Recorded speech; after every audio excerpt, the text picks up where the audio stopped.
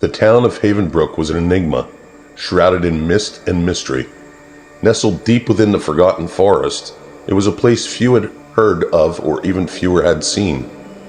Those who spoke of it whispered tales of an abandoned town, perfectly preserved as if time itself had been halted.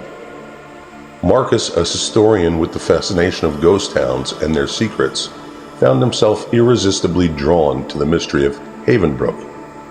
One evening, as he sifted through old documents in his cluttered study, Marcus received a mysterious invitation. The letter, written in elegant script, invited him to Havenbrook, a town not found on any map. Intrigued and unable to resist the pull of the unknown, Marcus packed his bags and set off on a journey that would change his life forever.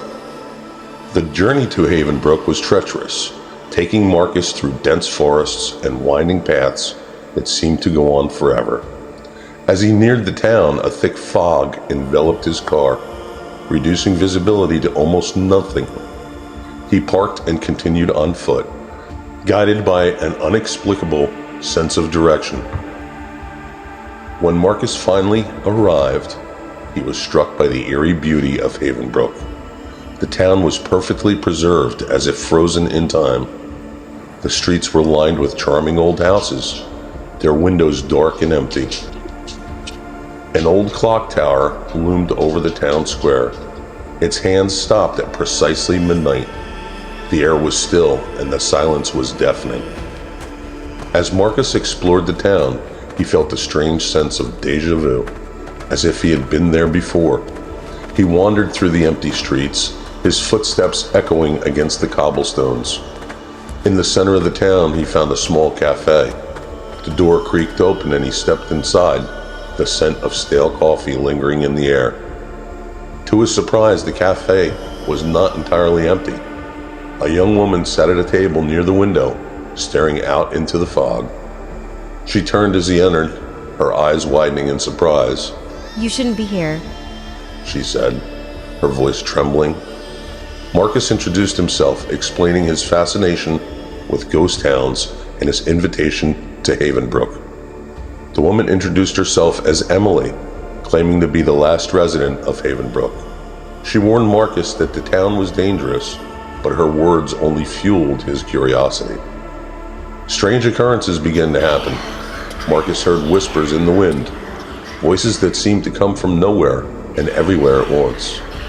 Lights flickered in the abandoned houses, and he caught a glimpse of shadowy figures moving just beyond his line of sight. He found old diaries and newspapers, their pages yellowed with age, hinting at a dark ritual performed by the townsfolk. The more he learned, the more he felt oppressive weight of the town's history. Havenbrook was not just a ghost town. It was a place caught between worlds, its residents trapped in a state of limbo.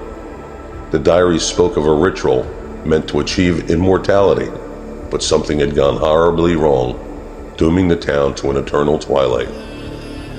Determined to uncover the truth, Marcus confronted Emily. She hesitated, her eyes filled with a mixture of fear and sadness. Finally, she revealed the town's dark secret. Decades ago, the townspeople had performed a ritual seeking eternal life. But the ritual had backfired, trapping their souls in Havenbrook, unable to move on. The townsfolk had become shadows of their former selves, bound to the town forever. They could neither live nor die, existing in a perpetual state of limbo. Emily, the daughter of the town's leader, had been the only one spared, but she was cursed to watch over the town, unable to leave or age. Realizing the gravity of the situation, Marcus knew he had to find a way to break the curse. He pored over the old diaries, searching for clues on how to reverse the ritual. He discovered that a counter-ritual could be performed, but it required rare and specific items scattered throughout the town. Marcus set out to gather the items needed for the counter-ritual. As he did, the resistance from the trapped souls grew stronger. They appeared as shadowy figures, their faces contorted in pain and anger. They whispered threats and pleas, begging him to stop, to leave the town as it was. But Marcus was determined. He found the items: a silver locket, a vial of holy water, a black candle, and a piece of parchment with ancient symbols. Each item held a part of the town's tragic history, and each one brought him closer to the truth. As he prepared for the ritual, Emily appeared, her eyes filled with sorrow.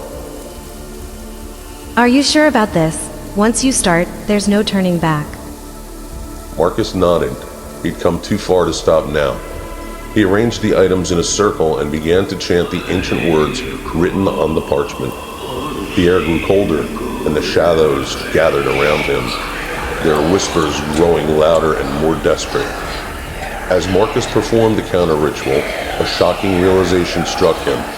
The ancient symbols and words felt oddly familiar, as if he had known them all his life. The shadows around him began to take shape, revealing faces that looked disturbingly familiar to his own.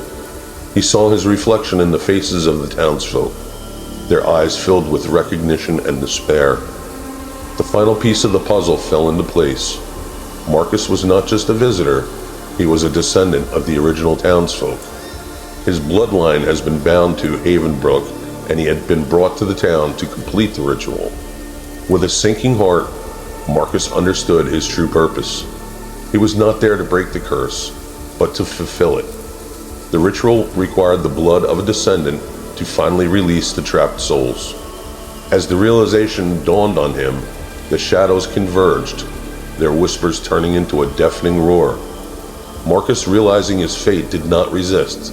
He continued the ritual, his voice steady even as his hands trembled. As the final words left his lips, a blinding light enveloped the town. The shadows screamed, their voices echoing through the night. The ground trembled, and the buildings of Havenbrook began to crumble. In that moment, Marcus felt a strange sense of peace. He had completed the ritual, and the souls of Havenbrook were finally free. As the light faded, the town and its inhabitants began to disappear, their forms dissolving in the mist. Marcus stood alone in the center of the town square, his heart heavy with the weight of the sacrifice. The silence was absolute. The town of Havenbrook, now nothing more than a memory. He had freed the souls, but in doing so, he had sealed his own fate. As the last remnants of the town faded away, Marcus felt himself being pulled into the void. His body became insubstantial, his form blending with the mist. He had become one of the shadows, bound to the town as he sought to save. The fog thickened, swallowing him whole. The town of Havenbrook was gone, but its legacy lived on in the whispers of the wind, and somewhere deep within the mist, Marcus remained, a guardian of the shadows, forever watching over the place that had once been his home.